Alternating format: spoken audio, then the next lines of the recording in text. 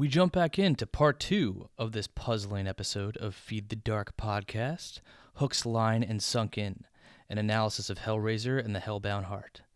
In this part, we dive into what makes Hellraiser the iconic film that it is, what makes Pinhead the iconic character that he is, and we dive into Clive Barker's sexuality and the importance that played in the Hellraiser and Hellbound Heart universe. Stay tuned.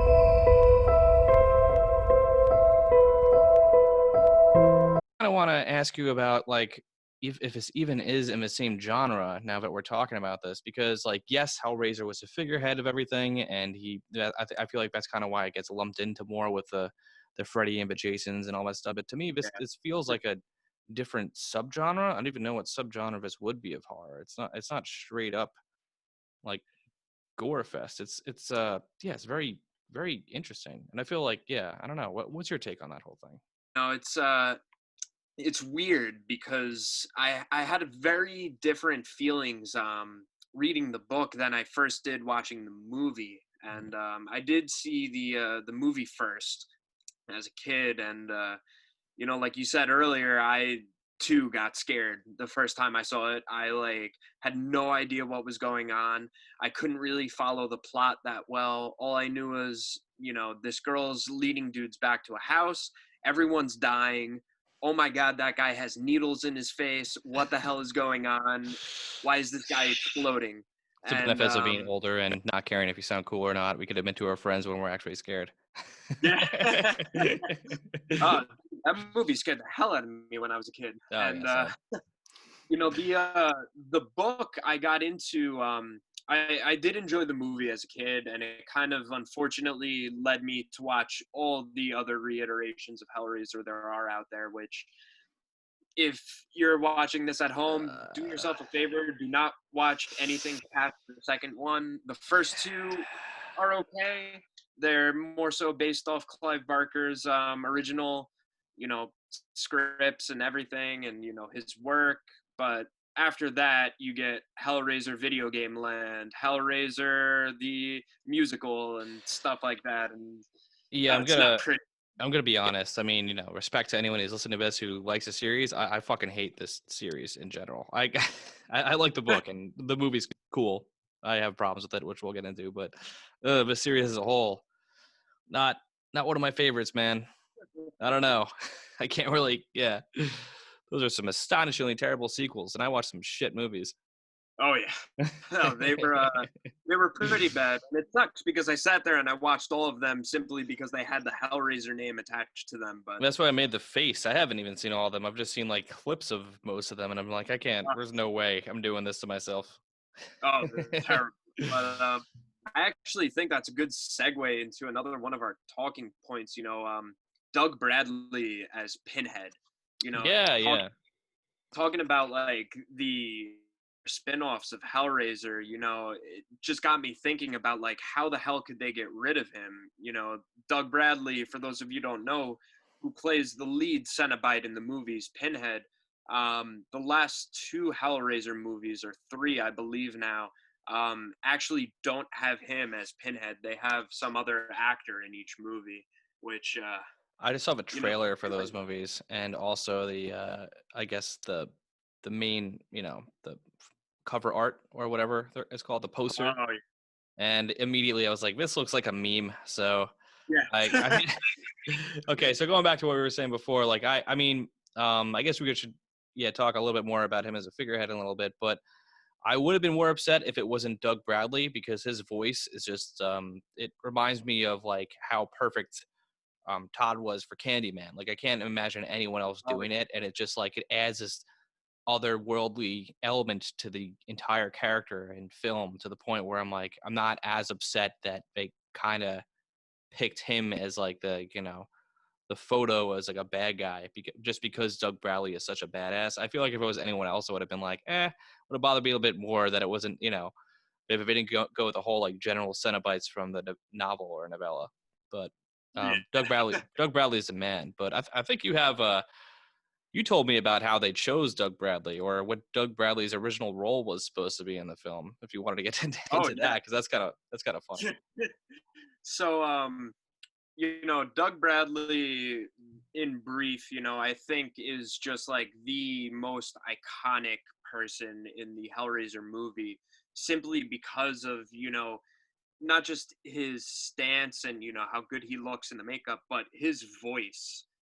I feel like just the way that he says things in the movie, the way he delivers those lines is just kind of a audible representation of Clive Barker's description of him in the books.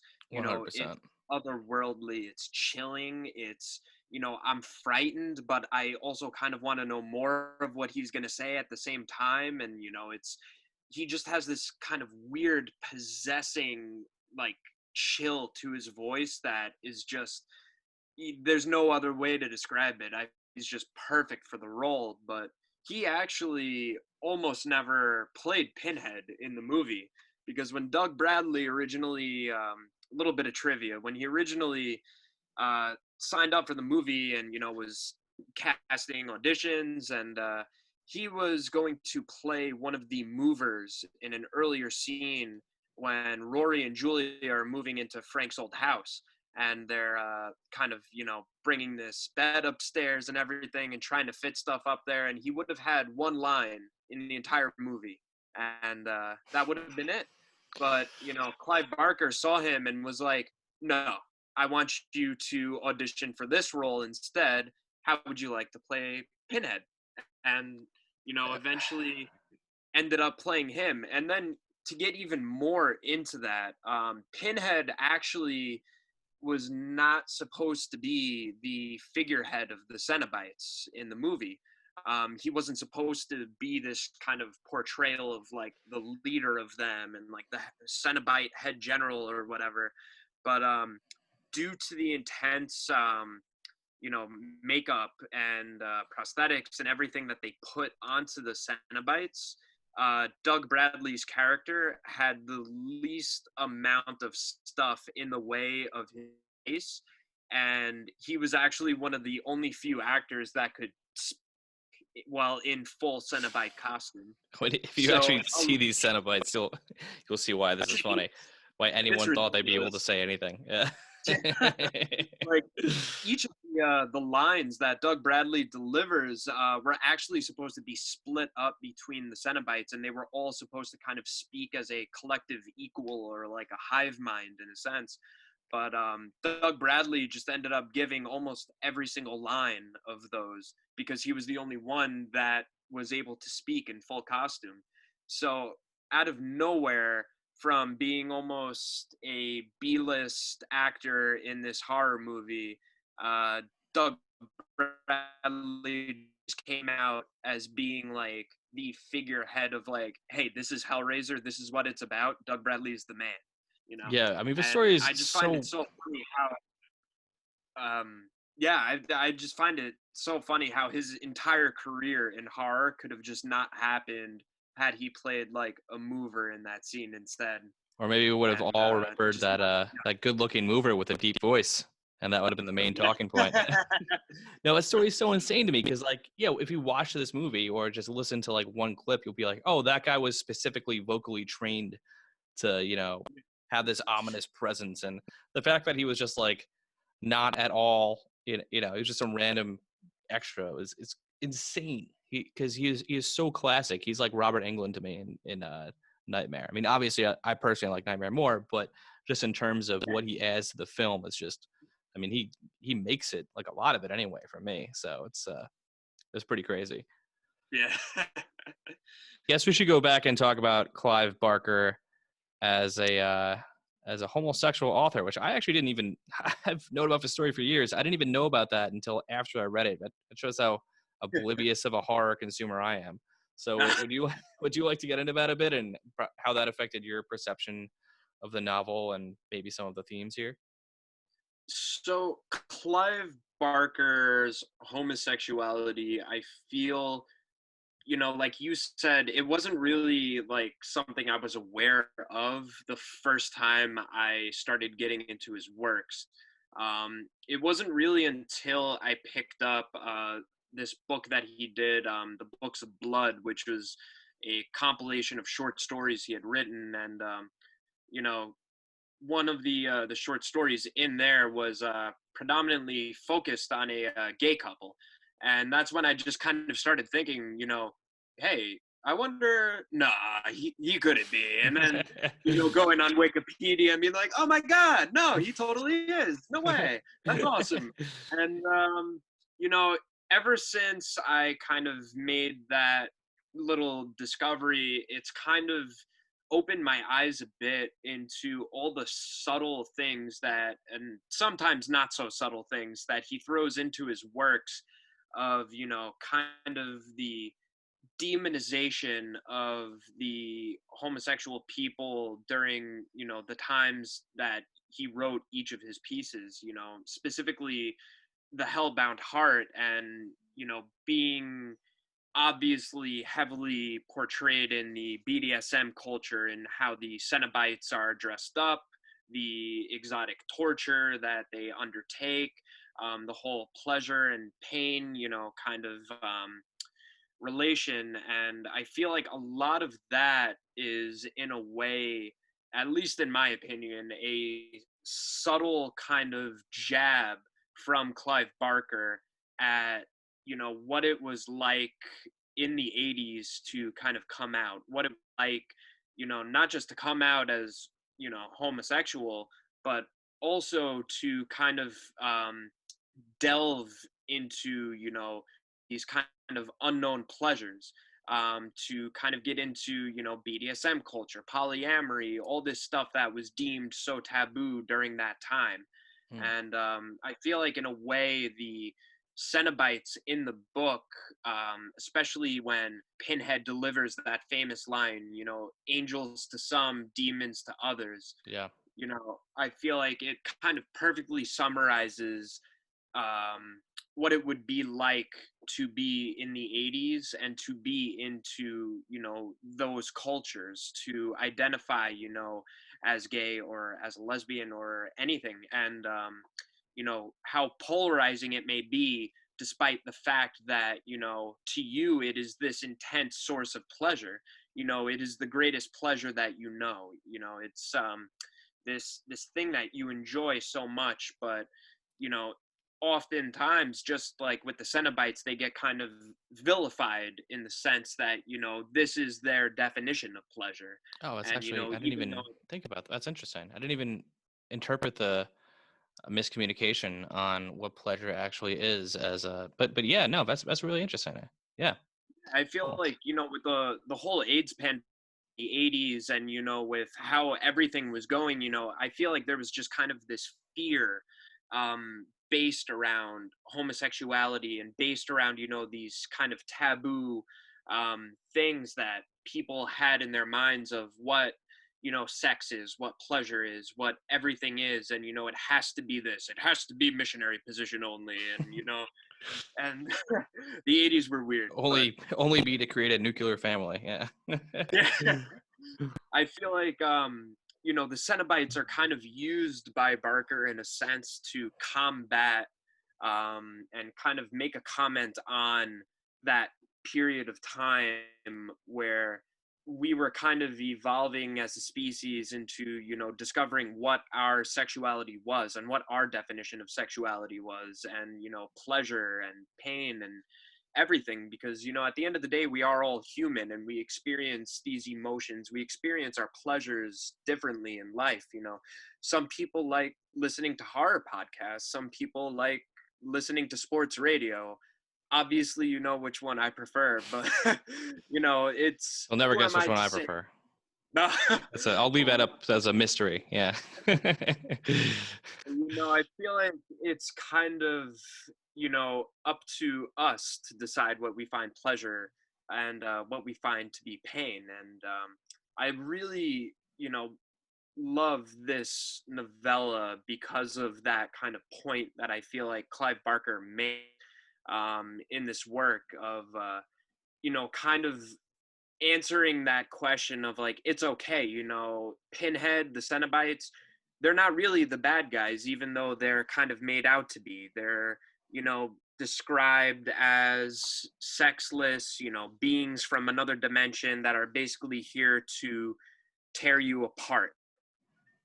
And though the humans of the novel find them to be these, disgusting looking, foul creatures that they want nothing to do with, they're scary, they're bad, to the Cenobites, this is their source of pleasure. This is the greatest pleasure that they've ever known, is, that torture. And I feel like it's a really good kind of, reversal on that typical slasher genre of like, you know, there's a clear villain, there's a clear victim, and there's a clear motive of why this person to kill that victim.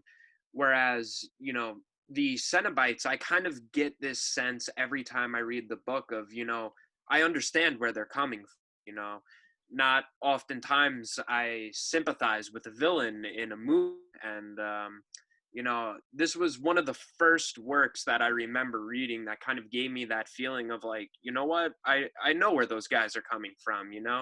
Maybe they just like what they like, maybe they're into what they're into, and the humans don't get it. And especially with the different endings in the movie and the book. In the book, Mhm. Pinhead just lets Kirsty go. And I feel like that's something that, especially in the 80s, I don't think I would ever see a horror movie villain just be like, oh, cool, you gave me this guy I wanted, you're good to go. No, I'm not going to kill you. I promise I won't kill you. Like, No, it's well, usually like, yeah, yeah, I it's believe some of these. I guess we'll get into it now, but I think some of the reasons why I don't really like the movie as much are more so for decisions that were made by the studio rather than Clive Barker himself. You brought up the ending. I think the thing I hate most about the movie is the ending, which we I guess we'll delve deeper into now. But yeah, the reason why I love a book so much is actually mostly because of the ending and because how you were just explaining the morality of the Cenobites and how they aren't just like slasher villains, and they have their own sense of what pleasure is, and they have their own rules basically. I mean, they only really I guess indulge in these pleasures if they're victims, or whoever opens the box, I guess, for a better way, because in their eyes they're not really victims, if they really agree to the terms. So it is I mean, this goes into a lot of other stuff too. This brings up religious imagery and all that stuff. But I guess yeah, just because we're at the ending, yeah, what do you think of that, at the ending, I um, guess? I think you kind of, hit the, I guess, for lack of a better term, nail on the head Haha, with that's why you tune in, for the um, puns. oh, the sweet puns. I, I think you summed it up perfectly when you said, the ending of the book gave the Cenobites that sense of morality.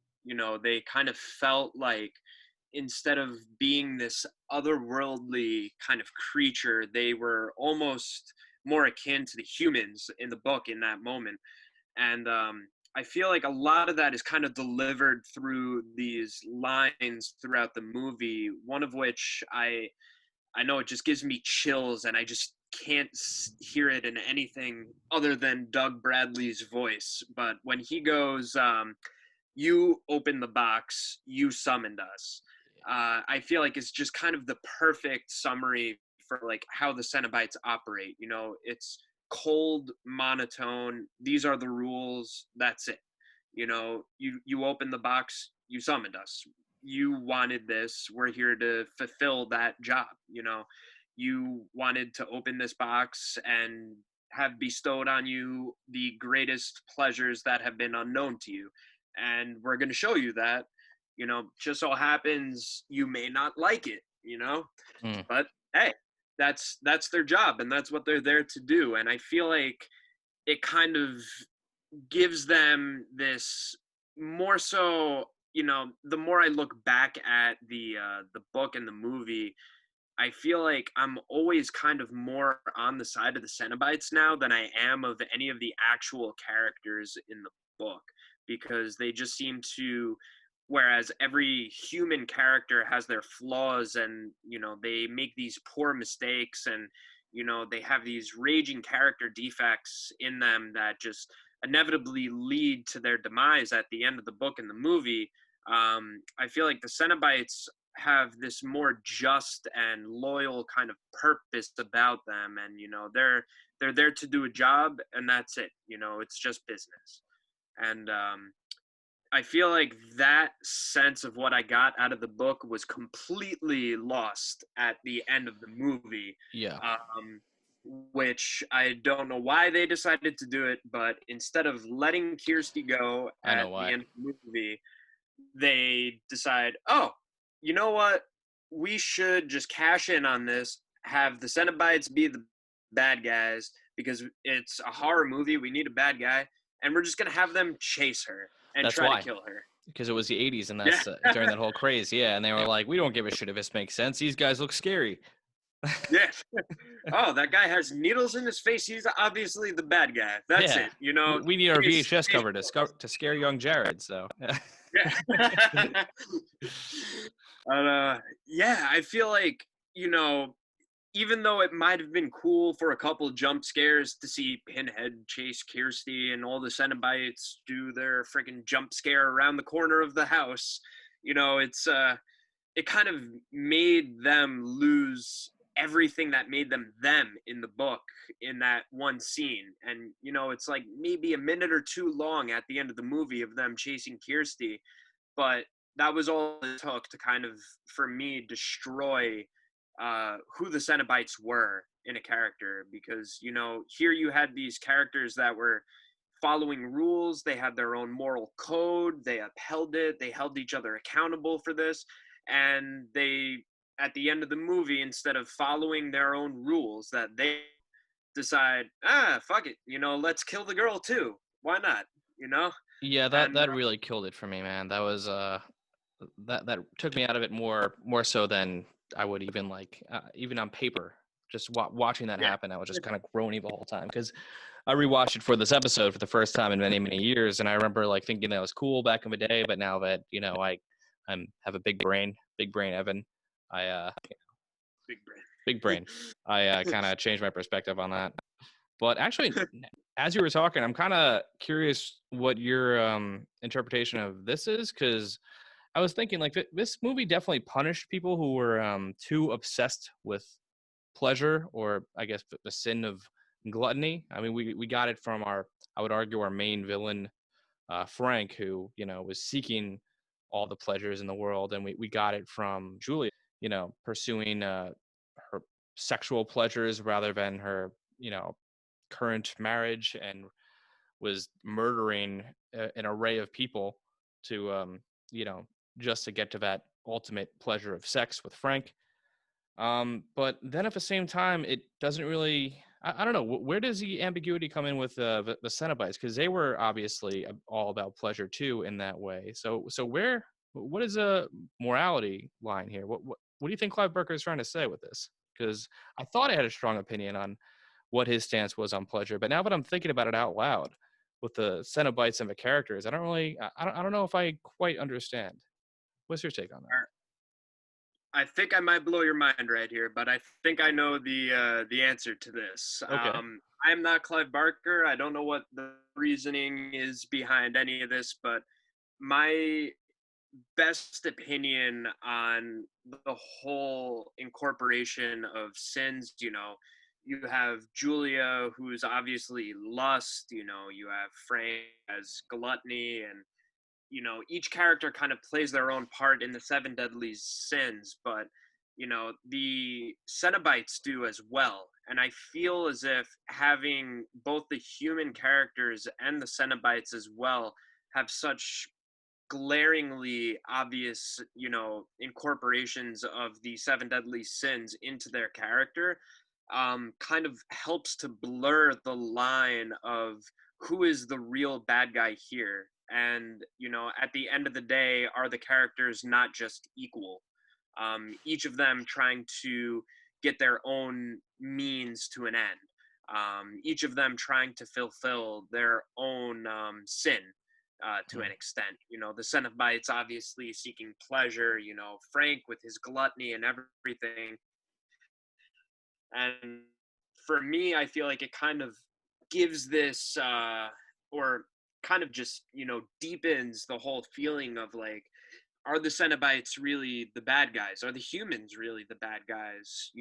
Are they all just, not bad at all and trying to just further their own agenda and trying to just get what they want out of life? And I feel like it kind of gives more of a humanity to the Cenobites to have these almost godlike, demon-like beings that are kind of like omniscient and all-knowing. They're always showing up and teleporting around. To kind of have them kind of, just perfectly exemplify and devote their lives to one of the seven deadly sins. I feel gives them that more human aspect as to just being like this omnipotent figure. And just I feel like it just makes them. It makes the Cenobites who they are, and it also makes the human characters in the book who they are. And I feel like it kind of blurs that line of who is the real bad guy in this book. Who is really the one that is the villain. And if you watch the movie, it's obvious they want you to think the villain is the Cenobites, but when you start getting more into the philosophy of like Clive Barker's writing in the book and how he chooses specifically to word things like that, I feel like you can kind of delve a bit more into the humanity of his villains, which I feel like is something that he incorporates into a lot of his work. He kind of has this, empathetic side with the villain, and I always found that really interesting because every time I put down one of his books, it's never like, wow, that was scary. I hope I never run into X bad guy from this novel that I just read. It's always like, wow, whose side am I on? What did I just read? Was that even a horror book to Yeah. begin with? Like, and it just kind of leaves me questioning where I stand in life, like, wow, like, who am I? What am I about? And Yeah, where do my morals lie? No, but it definitely has more of a philosophical effect than the film does. I think part of it is the interpretation of, or the portrayal, excuse me, of some of the characters, most notably the husband, who is Rory. I believe his name is different in the novella, whatever I that we're think calling it's this now. Larry in the Larry, movie, yeah. Rory in the book. I Yeah, was Rory in the I don't book. know why. Excuse me. I get it mixed up, and I just read and saw this. So, I mean, but no, in the book, I mean, he's kind of like, nerdier and sort of, but he's like a good dude, and he's explained as like an actual, where he's written like an actual person. In the movie, he's just like Dilbert, basically. He's Yeah. just like so over the top, like nerdy and oblivious that it's just like I can't fucking, I don't know. I'm not getting the same effect. But I mean, same thing with like well, actually, no. Chrissy, they did okay. They did kind of well, but Julia, I think, was more like cartoonishly evil. Like when she'd look at the camera and make like, you know, Oh sort of yeah. like Bugs Bunny-ish faces of like to just in case you didn't realize that this person murdering people is not the most moral. It's like, ah, Jesus Christ. But no, Clive Barker's writing, it definitely, yeah, I got that a lot more from the actual novel. Thank you for joining Feed the Dark podcast for part 2 of this 3-episode arc, Hooks, Line, and Sunken, an analysis of Hellraiser and the Hellbound Heart. Comment below and let us know what makes you pick up a good book, your favorite horror movie, and other books or movies you think that I should cover here on this show. You can find us on YouTube, Spotify, Libsyn, our Facebook page, and our website. Thank you again.